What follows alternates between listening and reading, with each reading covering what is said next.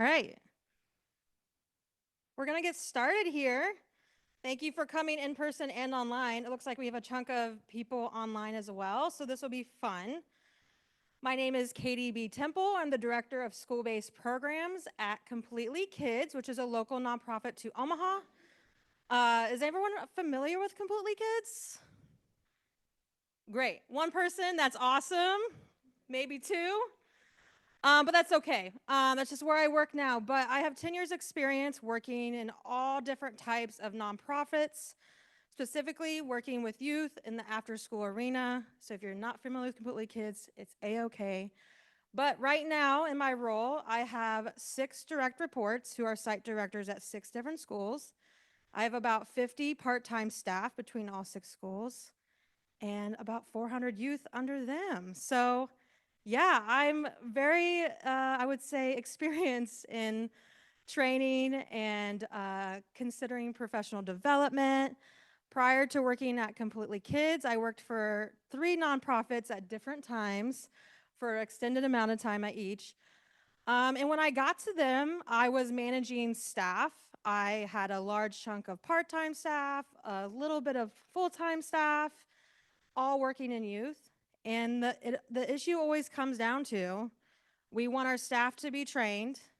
We want them to be knowledgeable, and they should know how to react in the moment when something happens. But we're not going to give them any time to be trained themselves to learn the tools and resources to get there. But we want them to get there. So it's kind of like a double-edged sword here. Like after school staff, how many of you were low-key forced to be here? Like your whole org comes, so you go. Okay, a few of you. Some of you I think are not being honest, which is okay.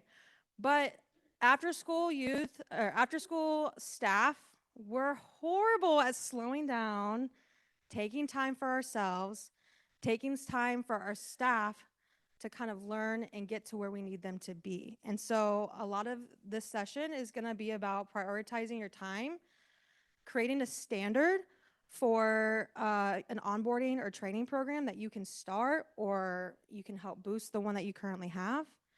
And then also, like, what does that look like in real life?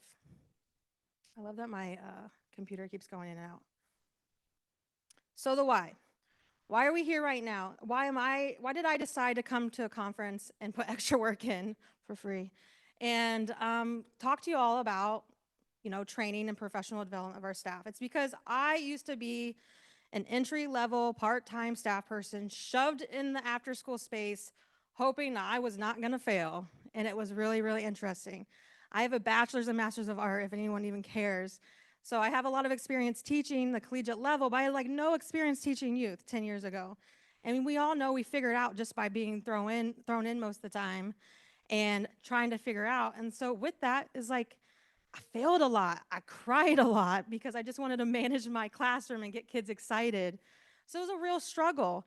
In the last 3 roles I've had at 3 different nonprofits, I've come in and they have boastful youth programming in the after-school arena, but no onboarding program for program staff. So a new program staff person gets hired, and then they're shoved out into the after-school space with like just their experience. And I don't know who's hiring at your organizations or your schools, but what I'm seeing is a lot of people applying for the part-time roles have probably a year experience of working directly with youth if we're lucky.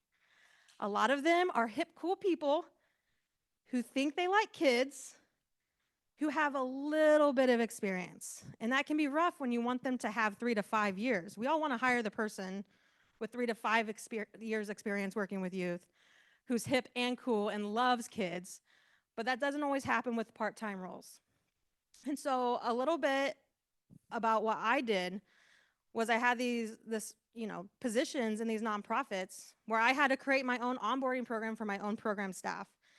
And I don't have degrees in training or, SEL, anything. I'm in art, actually, which I think adds a creative asset to myself, actually. But I had to figure out on my own. But I want to share any resource that I had to go through to find that out with you so that you don't have to hopefully try as hard. So this is like a little bit onboarding one-on-one. So I'm going to chit chat a little bit, and then we're going to dive right into an activity on the table.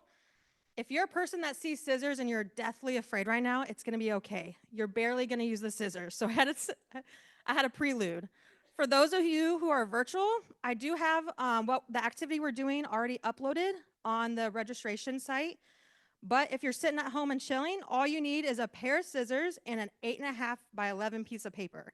So those of you at home who are getting ready and you're not in person, it's okay. Just snag a piece of paper. It can be anything that's 8.5 by 11 and a pair of scissors. If you don't have scissors, it's okay. You can tear. But a little bit of where to start. How many of you have an onboarding program at your org or school right now? It could be a 1-day thing. It could be a 1-hour thing. Okay, a little, almost half. Some of them are like, what do you call onboarding, right? So the last 2 orgs, like I said, they had nothing. So I was just like, I'm gonna make one. And so one of the first keys to an onboarding training program is making time for training, which I don't know about you all. I love the trainings. I love the professional development, but not a lot of people do in the program world because we're so focused on working with the youth and having that experience that we kind of forget we need to like prepare people, and ourselves including, that the tools and resources to be successful in the field. And so when I say make time, I mean create a standard in your organization or at your school. At Completely Kids, every staff person, whether they're full-time or part-time, has to have at least 12 hours of professional development or training a year. So that comes out to about 1 hour a month, which isn't too bad, right? And that's for part-time and full-time. So there's a standard that the org has set that everyone's doing it, right? My computer keeps going in and out, but that's okay. At another org I was at previously, there was nothing there. So I set the standard that all full-time staff who work directly with youth should have 2 hours a month, part-time, 1 hour.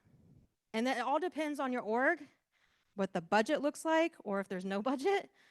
And like the standard you set, I would say the last org I was at, nonprofit, low budget, I just set the standard that they're gonna do their training hours. We're gonna schedule 2 people. One person's gonna do an hour training, come back, and then relieve the other one. So there's some changes that we had to do to like procedures and programming to make sure the staff were able to get the training they need, even though we had literally no budget. Another nonprofit I was in, I think we had 6 hours every 3 months. So it came out to 2 hours a month, but we did the 6 hours of training kind of clustered together. So for some of you, it might look weekly. Some of you might be quarterly. It just depends on what your organization or your school looks like and what's kind of doable. I know at Completely Kids, whenever there's no school, and this is like also a double-edged sword, we're always in training. Like no school today, we're all going to the conference, right? No school last week, we're gonna do something. And so as an organization, we're also promoting them like, when there's no school, this is the time to kind of lean on professional development or training. I think in that, when we say training, I also wanted to say sometimes that's webinars, sometimes that's in-person conferences, sometimes that's observing someone else who's a gold star staff person. So I just want to be clear, like training is kind of, I would see as a generic term, and it can mean something different for every person or every organization. For me at CK, I really love it when my staff observes other staff. I think you can't learn any better than seeing someone else doing the work in a school similar to theirs, or like close to the numbers of youth that they work with, number of staff they work with. I think that's the best way to learn. That way they're kind of thrown in, but they're observing and shadowing and assisting and not really having to do the work right off the bat. Find and make the trainings. So trainings, again, like could be webinars, conferences, and that. We're gonna talk more about that later. But it's also, if there's not something that exists, you gotta make it. When I was at Rabble Mill, which was another organization that I worked for prior to here, there wasn't anything about protecting youth that the staff were getting. What does it mean to have a safe space? What does it mean for physical safety, mental safety? I created a child protection policy that everyone in our organization now I'm not there, but everyone that's hired, they read over our child protection policy. How are we as staff going to keep kids safe when they are in our programs? They sign it, and it's kind of like a contract, and they use that in everything that they do. Any space that they create, they go back to the child protection policy. And then also educating your orgs and your staff on why it's important. We all know, we see the eye rolls when you're like, oh, we're going to this training, and some people are into it and some people aren't. But if everyone is doing it, everyone understands the importance, why we're doing it, and if the training is relevant, usually you get less eye rolls. So, but if you're telling people, just do this training, and it's not really relevant, of course they're not gonna wanna do it. So it is important you find trainings or they observe certain programs that you know are directly related to your role or their role. So we're gonna go right into a physical activity because I know the lunch I had was very heavy Midwestern food. Other than Thanksgiving, it was very heavy. And so I wanna make sure y'all aren't getting to your little lull there, getting a little sleepy. I brought candy. I held it all day long since 8 a.m. this morning just to give you all candy. So feel free to help yourselves. So what you're gonna do is you're going to create a zine. What is a zine? So a zine is a little DIY. I call it like a little booklet that is made from an 8.5 by 11 piece of paper. This was started actually in the, I don't know how deep you want to go, the 1930s in the arts realm. So y'all know comic books and like sci-fi art. A lot of people would like get comic books and they would make their own little like comics from that. So that's kind of where this originated. In the 1960s, a zine was kind of used for political activism. It was this underground way to kind of communicate a list of ideas kind of secretly, because once we're done, it fits in your billfold, it fits in your pocket, it can go in your purse, a book bag, and it's kind of this cool like hands-on thing that you can kind of have wherever you go. I have used this method in almost every organization I've ever been at since I've gotten my master's. And I'll explain more after that, but I think we should kind of get into like some hands-on stuff. So on your table, you should have this piece of paper with a bunch of squares on it. So go ahead and get that out.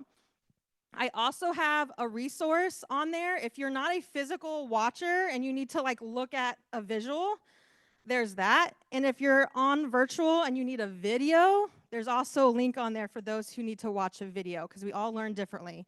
So I have 3 different ways you kind of learn. And again, if you're virtual and online and you don't have the zine printed, you can get an 8.5 by 11 piece of paper, and that's all that we need today.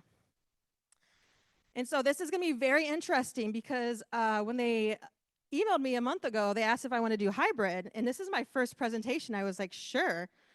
I have to hold this microphone for people to hear me. So are you going to need one of these? Okay. I'm going to have to fold this paper and explain it to you while holding a microphone, which will be very interesting so they can hear me virtually. So just bear with me. So the first thing I'm going to say, we're all at a barbecue right now. We're all at a barbecue, and man, hot dog sounds so good. So you're going to fold this piece of paper into a hot dog with the visual art on the outside. So go ahead and do a hot dog. Oh my gosh, would you hold it?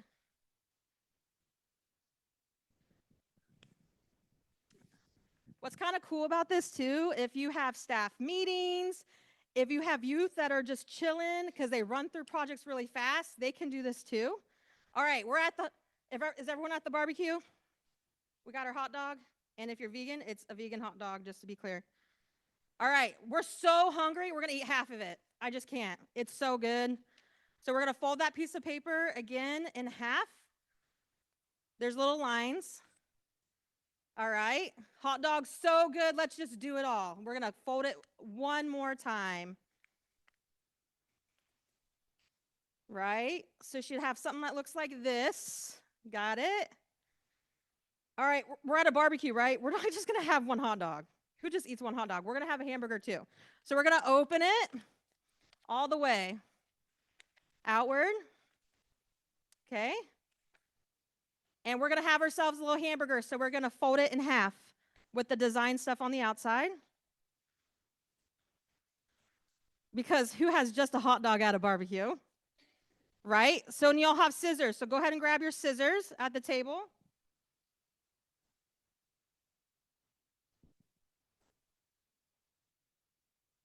All right, we're gonna cut up halfway to this line here, okay? So just this, we're not gonna go all the way. We're just gonna go halfway from the top where the crease is, okay? So find the crease, and that's the top of your paper here. And then we're gonna cut halfway through. So we got some little legs here, okay? If you cut all the way through, it's okay. It's paper. You just grab another one. Yeah, you want the crease on top. And if you did opposite, it's going to be okay. I also have extras. If you know, you know. You can come grab extras. Once you're done, you're going to open this back up and fold it back to that delicious hot dog you had. You're considering a second. And then it's a little loosey-goosey. We're going to kind of accordion fold that in. And you're going to make our little book here, our little zine. I'm going to come around right now and just touch base with some of y'all, because some of y'all are crafting and some of you aren't, and that's okay. Who needs help? Raise your hand. I'll help you. You know who you are. You can help. You have a little book?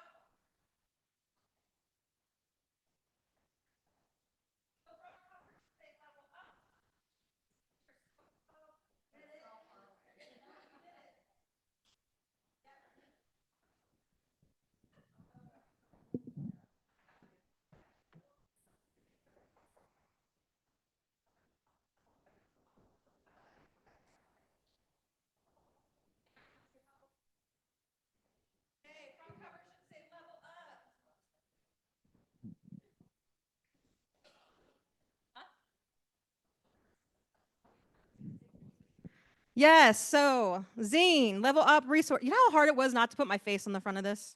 So hard. So everyone should have this little booklet. Why are we doing this? This seems goofy. Exactly. If you're going to a training, talking about SEL, talking about teamwork, community building, sometimes you need something to spice it up. A lot of people love hands-on physical things. I saw a lot of people light up just now, and it's just paper, right?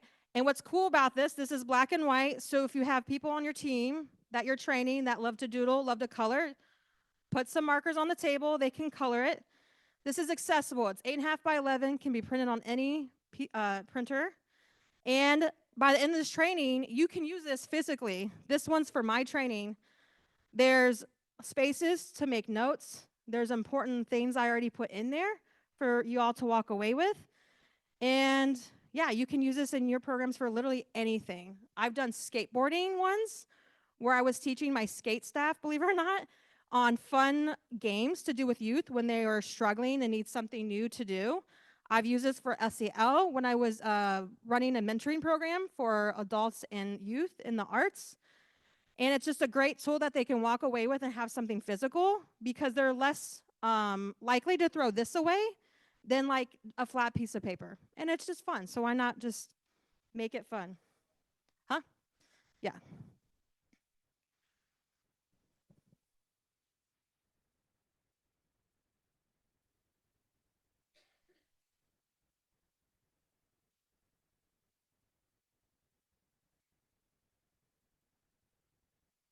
So we're going to chat a little bit as a group. In your little groups, we're going to do a little breakout in your little tables. But before we get there, I want to talk briefly about gaps and about the what. Before you can figure out what trainings that you need or that your staff need, you need to think about where you work and what's important. So, for example, if you I worked for a skateboarding organization. So physical activity, coaching, mentoring, very important. That was the pro focus. When I worked in the mentoring field for the arts, connection was very important. Teamwork was important. Right now at CK, it's a little bit everything. We're really focused on SEL right now, building confidence, self-awareness, self-regulation. So when you're thinking about trainings that you need and trainings that your staff need, you should always start with what is your org or your school prioritizing. Some of the schools that I oversee, they have their own themes every single year. So one school's theme is shine bright like a star. So they're focused on self-confidence for the year. So with that, you already know, oh, I work at CK. I want to focus on self-regulation, mindfulness, SEL stuff. I have a school that's working on self-confidence, so I should start gearing trainings towards those themes. And already you have buy-in from your staff. You have buy-in to yourself because you know those are the themes for the year. There's no point for you to do, I'm not saying you're not doing the coaching or the teamwork trainings. Those are important. We all work with youth. But it helps with the buy-in a lot and gives you a little bit more spark to complete the trainings or set time aside when you know it's directly related to your role. Um, Something else to think about too is, what's coming forward. So if you know you're in the middle of the school year and staff and youth are just kind of like, right before the holidays, they start slowing down, they lose their spark. And part of it is like, okay, we need to do the training on how to energize our youth, how to get them excited, how to like re-energize them. So sometimes you have to see, like, look at your kids and what they need, and then you know what you have to train your staff on because the kids are needing something extra. So there's a couple things to think about when you're considering what trainings do I start with. The next thing is the gaps. We all have gaps. We're all human. We're all humans in an after school arena. The after school and the youth are ever changing. Every generation is different. I was just talking to a veteran site director the other day, and she's like, worked for CK for a very long time. And she's like, just when I thought I saw it all, something else pops up. It's because our youth are changing and we're changing. The human race is always changing. And no matter how many years experience you have, no matter what degrees you have, you need to consider what your gaps are. And those can change from month to month, year to year. The reason why I say this is because a year ago, I was running a summer camp in the middle of Nebraska, middle of nowhere, and I messed up. The details aren't important, but dang, did I beat myself up on how I messed up. And I realized there's one part of like acknowledging I messed up, acknowledging I need to apologize, this. The other part is what am I going to do about it, right? I need to prioritize my gap. I don't think I can fix my gap, but I can fill it pretty dang full so that I feel more confident, I have more knowledge under my belt, and more tools. So after I punished myself for weeks about how I messed up, I decided to prioritize my gap and focus my trainings and my professional development in that area, in that space. So we all know, like, oh, SEL, like that's really big. I don't know like a lot about that. It's scary. Like that's a reason to start with it. Let's just get there because I can guarantee you once you get through it, you'll feel so good and so confident. And when that time happens, when it's like you need those tools, you'll be a lot better off than you were the first time when you messed up and had no tools. So what we're gonna do is be proactive. We're going to chat in our groups. And if some of you that are like, if you want to go over there, you can. If you want to connect with people that you're not familiar with, that's fine too. But I just want to allow a few minutes in your tables to talk about what your gaps are and what kind of training do you currently have at your org or space. So if you are sitting with someone that you know, maybe this is not as exciting of a conversation. Feel free to join another table. But if you want to just go over what you're doing specifically in your org or in your network, I think this will be the best space to do that. So go ahead, go around the table, your name and org, what kind of professional development or training do you currently have, and what gaps, if you're comfortable sharing, do you know you have that you want to focus on and prioritize moving forward. So you have about 5-10 minutes. We'll kind of see where the group is, and then we'll join back in just a little bit. Okay?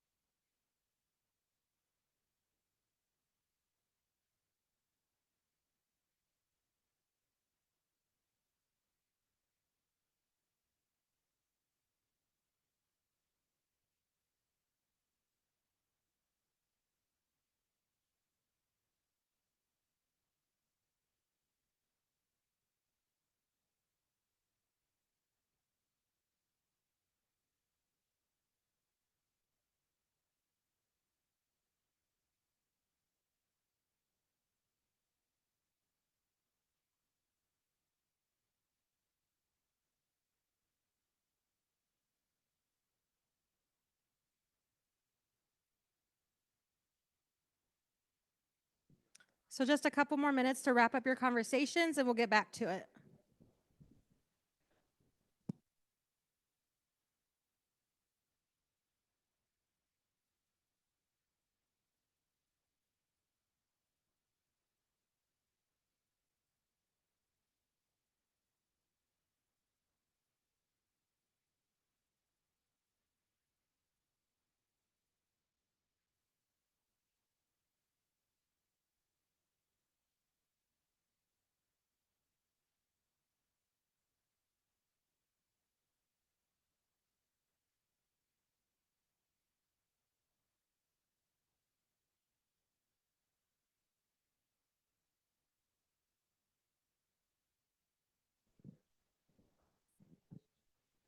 All right, we're going to get back to it.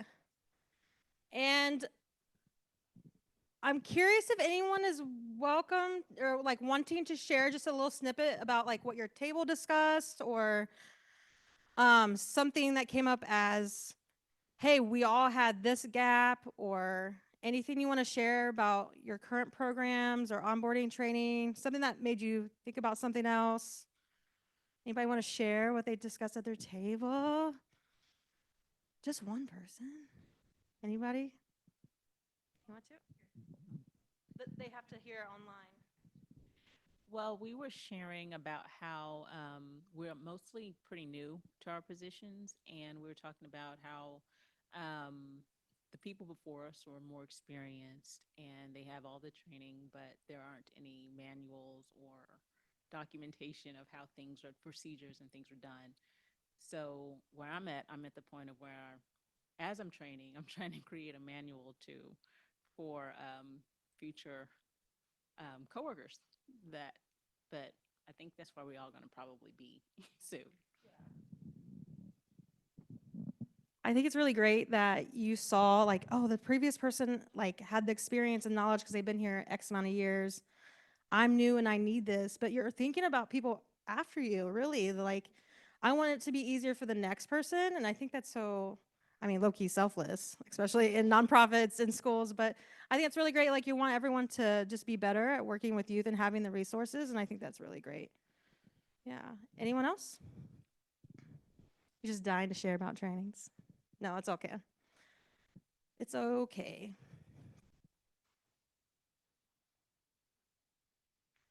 So we talked about prioritizing, right? What are your org goals? What are your school goals? What are your goals? The second part, connecting with others. You already started today connecting with others about what are you doing at your org? What do you do at your org? What are your gaps? What are my gaps? The reason why I put this is because when I started creating an onboarding program for the last two organizations I've been at, I had no clue where to start. So what did I do? I reached out to all the other organizations that were just like mine.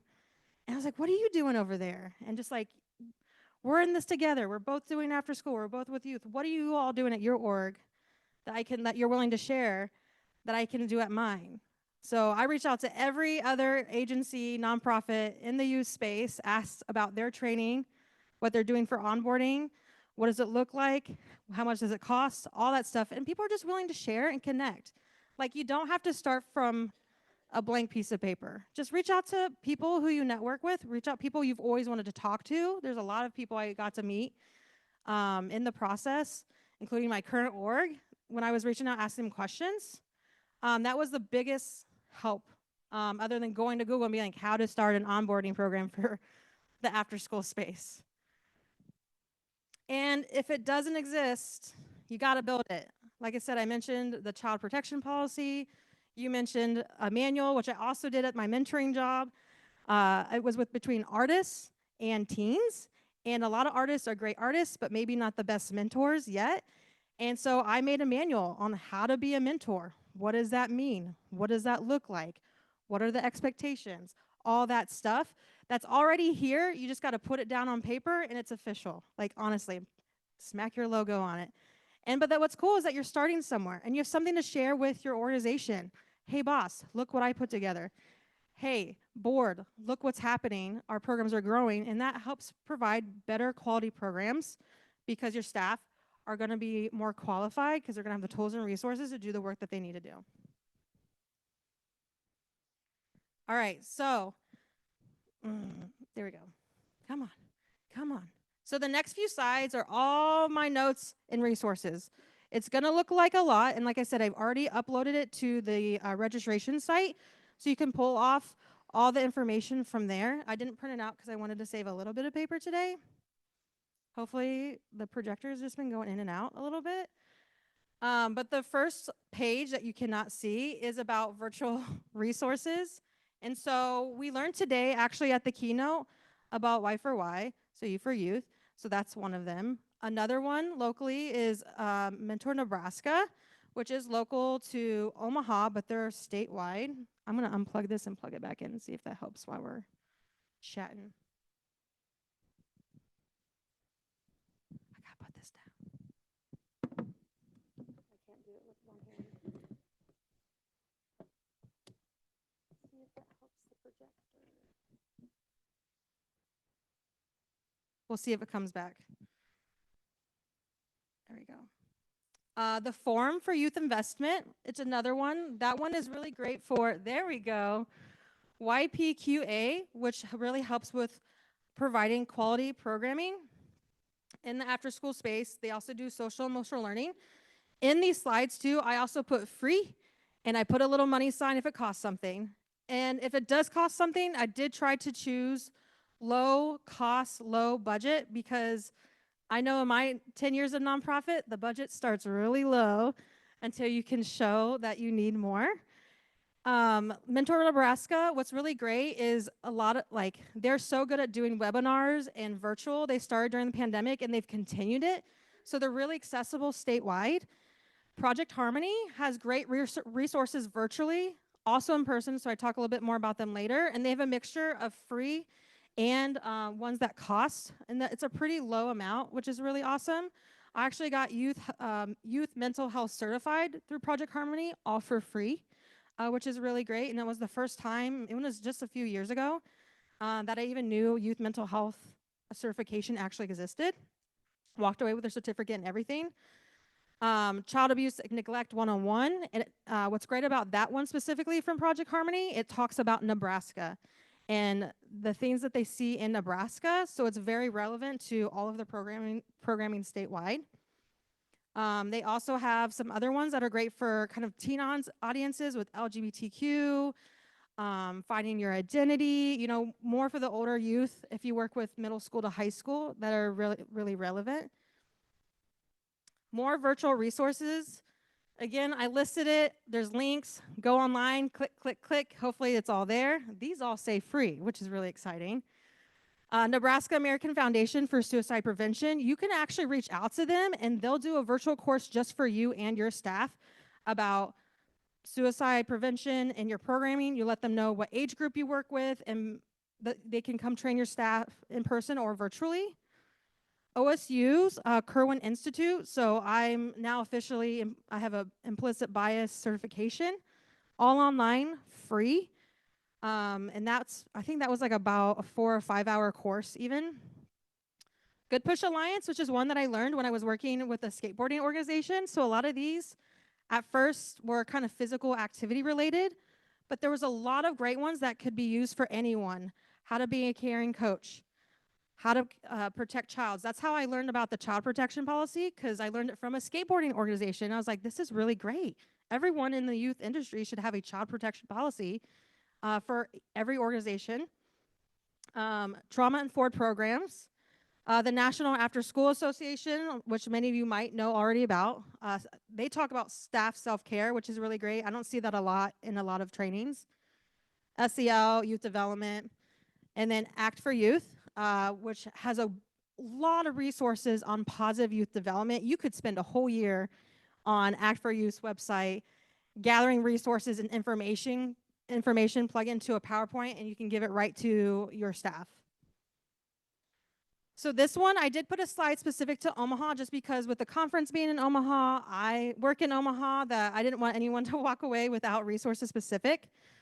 Collective for Youth is a great organization. Many of us in Omaha are part of it. They have a lot of free resources, especially if you're part of their network. And active listening, reframing conflict. Omaha Chamber of Commerce, there's a little dollar sign on this one, but they have a leadership lab. It's 2 days. I think it's 250, which isn't too bad for a 2-day thing if you have a budget for it. But it's the best leadership conference or workshop I've ever been to or been a part of that I walked away with like legit things that I didn't know I had as a leader. The Racial Equity Institute, this one's a little bit more, but it's through the Nonprofit Association of the Midlands. This is a full 2-day institute that you can get certified in racial equity and implicit bias. And again, I did put Project Harmony again, only because if you're local to Omaha, there is a lot of in-person trainings as well, and I didn't want people to forget about them. A lot of their in-person ones are about like online safety and how to be empathetic and tough conversations. And then conferences. So we're always, if you have a budget, some orgs do, some orgs don't. Maybe it's $250, maybe it's 2,000. There's a list of some local-ish, some national conferences that you could attend. I won't go through those just because, they're conferences. And then I also put unique because I didn't know what to call this slide. It might seem weird to go to YouTube, type in TEDx program, and get training from YouTube. Today it's not weird. It might sound weird, but I thought it was weird at first. TEDx program, which I think most of us are familiar with, is such an I think people forget it's there. There's a lot of the videos are by people who are like being paid big bucks to go to conferences and be the keynote speakers and who have all the degrees, all the certifications. So if it's vetted in any way, it's because their speakers are usually very vetted. And there's some really great resources that are 3 minutes long, 10 minutes long, an hour long. And what's great, you can pop a video on a staff meeting for professional development. And there's nothing better than to learn about something from someone else that's been through it or knows more about it. So I put TEDx and also the PBS. They have a great virtual professional learning section on their website where there's tons of videos there as well. So if you have people that are into the webinar virtual videos, that's a great resource too. Oh, 3 minutes. It's okay. Actually, that was the end. So I hope you all walk away with at least something, if not a way to train your staff with the zine.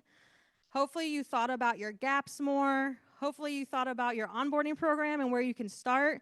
And all I can say, if you're in an organization or a school and you don't have an onboarding or training program at all, just start small. It doesn't have to be a 12-week onboarding program. That's what I did at my last organization, 12-week onboarding program for all new staff. It doesn't even have to be a week. You just start with a day. Start with 4 hours. What does it look like to do a 4-hour onboarding for a new program staff person? Start small, work your way big, and connect with those around you, other orgs, other people in the same role as you at your organization or other ones, and just gather your resources and get out there. And if it doesn't exist, build it. So that's all I have. Thank you. If anyone wants to take extras because you want to share, feel free. I made lots of copies of both of them. Please take your candy because my 5-year-old